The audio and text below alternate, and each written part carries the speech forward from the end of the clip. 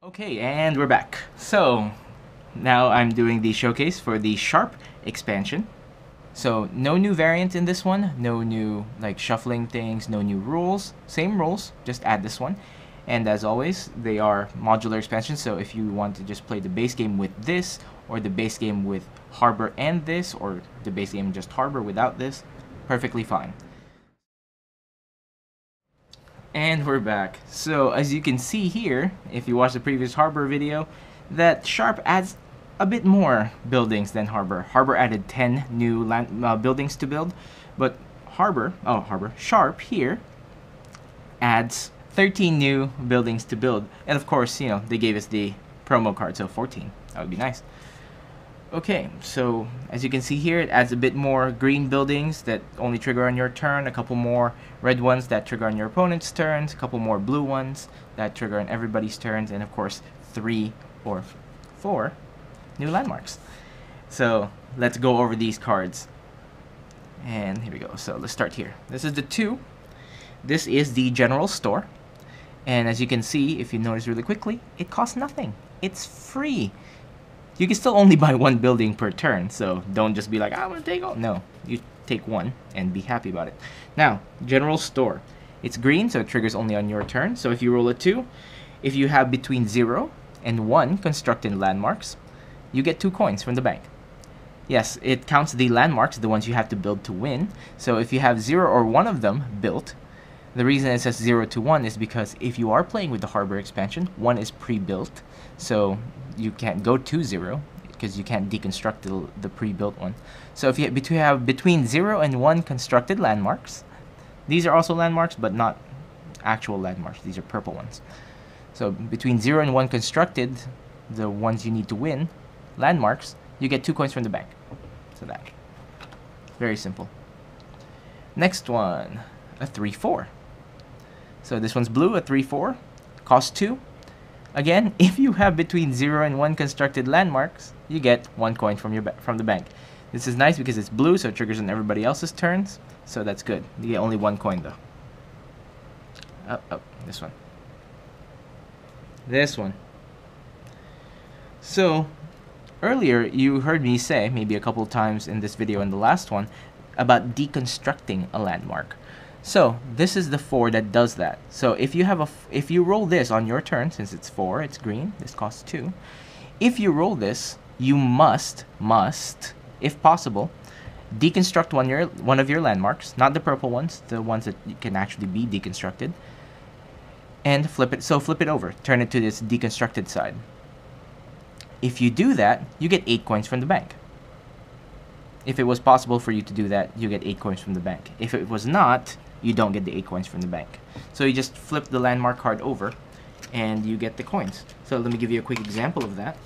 So in this for this card, if I rolled the 4 on my turn and I had these 2 cards already built, I would choose one of them to deconstruct. Unfortunately, this one does not have a deconstructed side. This is the Harbor from the last the City Hall from the last one. It's free. However, the Harbor is able to be targeted because it's 2 and it does have a deconstructed side.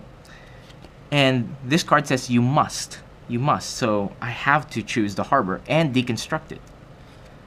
So now I get 8 coins from the bank, which is nice. If I own 2 of them, by the way, you choose a target for each one. One deconstruction does not count for all of them. You have to choose one for every single card that triggers. So, let's say for example, I didn't have this. I only had this built because I haven't started building landmarks yet, and then I rolled a 4 and I own this.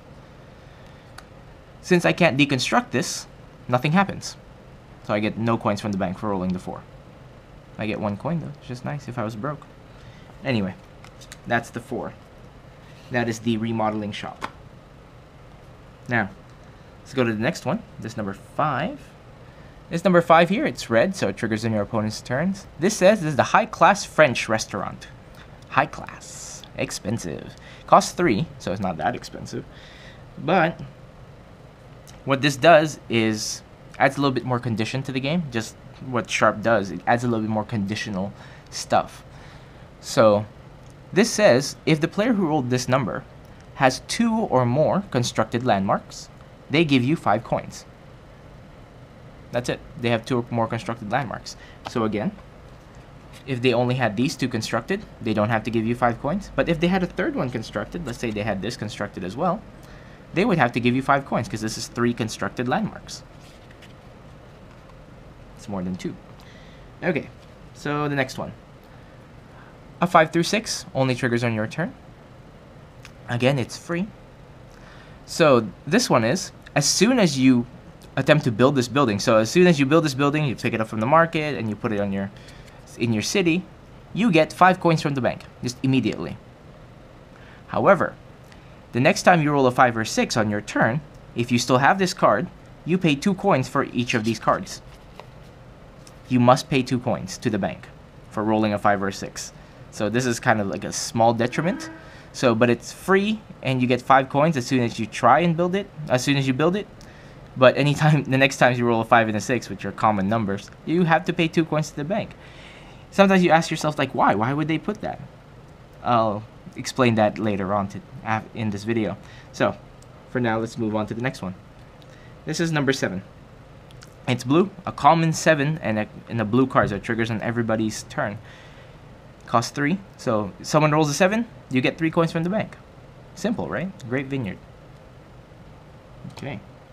Now, this is the point of the game where this is what gives the new mechanic in Sharp. This adds a new mechanic called On Vacation. So, in other games you didn't have this mechanic, so you didn't really know what to do, and your opponents would just get money, and with their buildings, their multitudes of buildings, and you're like, oh, I wish I had more money, or I wish I could stop them from getting money. This is the card for you. This is an 8, so it's a common double die roll. Landmark only triggers on your turn since it's purple, costs 4. This says, on your turn, if you roll this number, choose a non-purple tower icon building. So not a landmark, not purple card, so any other card. So these are all legal targets except for these 2, and the 2 landmarks you saw earlier. Oh, the regular landmarks from earlier, those are not targets. But when you do, so choose one of those cards. You don't actually have to own the card to choose it. You can just like say it. So maybe your opponent has it, maybe you have it. All cards of that type that you chose. Let's say I chose these 5 to 6s, right? Or maybe not 5 to 6s. Something cool. Something cool. No, these 7s. These 7s would be good. So let's say I chose the blue 7s. No, I chose the grape field or the vineyard. All those buildings that you chose go on vacation. Let me explain on vacation. So on vacation, basically what happens is, to signify that, what you do is you tap the card. If a card is tapped, oh, by the way, if you choose the 7 and someone owns multiples of them, they tap all of them. So all of them go on vacation. And a tapped card like this, the ability does not trigger at all, nor does it get counted for anything. So if these are, I think that's right? Sorry, I wrote it down. Okay, so they are still counted, but now they don't trigger at all.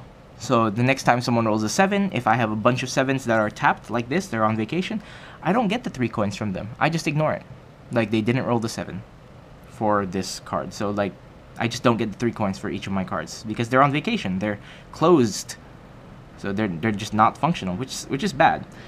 However, I get this the next time I roll a 7. Okay. Oh, let's say they roll a 7. Oh, the next time I roll a 7 to trigger it, or I trigger the card, or the next time the card is triggered. I think that's the vacation mechanic. Sorry, it's been a while since I've actually tried to play this game. Now, so let's say all my cards are tapped, since someone chose this with their 8, I was like, oh, all your 7s are now on vacation. The next time someone rolls a 7, these don't trigger, so I don't get the money. However, they go back from vacation. They go back on. So they come back untapped. Though they don't trigger this time, I don't get the 3 coins, but they at least come back from vacation. The next time someone rolls a 7, then I get the 3 coins.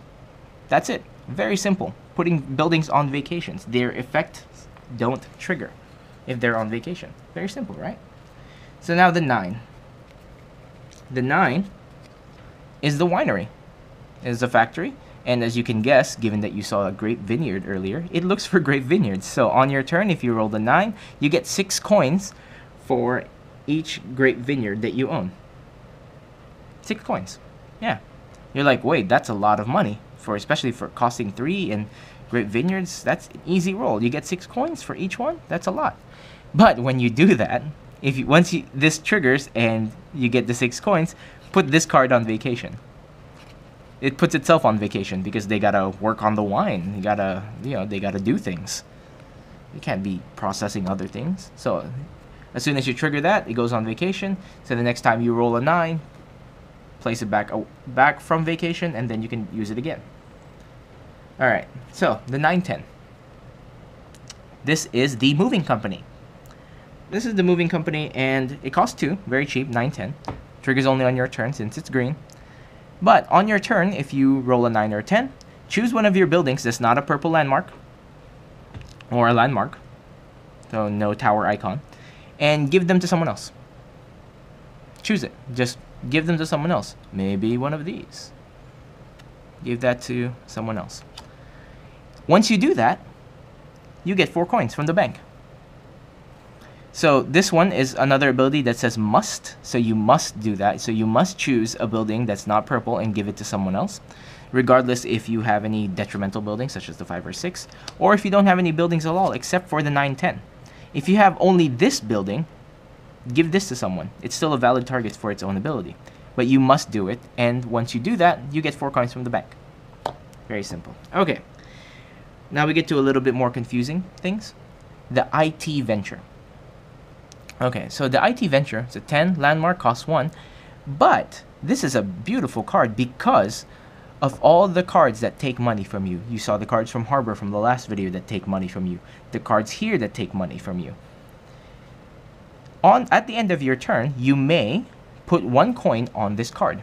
So grab a coin, make change if you have to, but put 1 coin, not literally a coin, like 1, like a 1. So, one of these. If you only have like a 5 or a 10, make change until you get one of these. So, at the end of your turn, you may choose to put one of these on your card. 1 per player, so you can only have 1. So that stays there permanently for the rest of the game. So that's there now, forever. So at the end of your turn, maybe you'll get another one. Maybe you'll put another one on there. Okay, next turn. Maybe other people will do it for theirs. You know? Maybe they'll put coins on theirs as well. Maybe there's a coin there, and there, and there, and there. Okay. So, once you do that, the money stays there permanently. So that's a nice way to hide your money, because any money that's on an IT venture doesn't count as anybody's money. It's not yours, it's not anyone's. You can't use it to pay, it's the venture's now. Now, the next time you trigger the 10, when you roll it, you look at all the money that's on all of the cards that they own. So these, those, so on all the IT ventures. So 1, 2, 3, 4, 5, 6 in this case. And this is how much you get from the bank. So you get 6 coins. So I made 6 coins from the bank. So 6 coins from the bank. I get that to my stash. We're good to go. That money stays there. Maybe I'll put one of these at the end of my turn. So the next time I trigger the 10, I get 7 coins. So that's the IT venture, which is a good way to protect your money, albeit slowly. It's a good way to generate money as well. Okay, so let's put those away very quickly. You can continue. The next one's 11. This is the Drink Factory. So, Drink Factory, it's green, only triggers on your turn, the 11.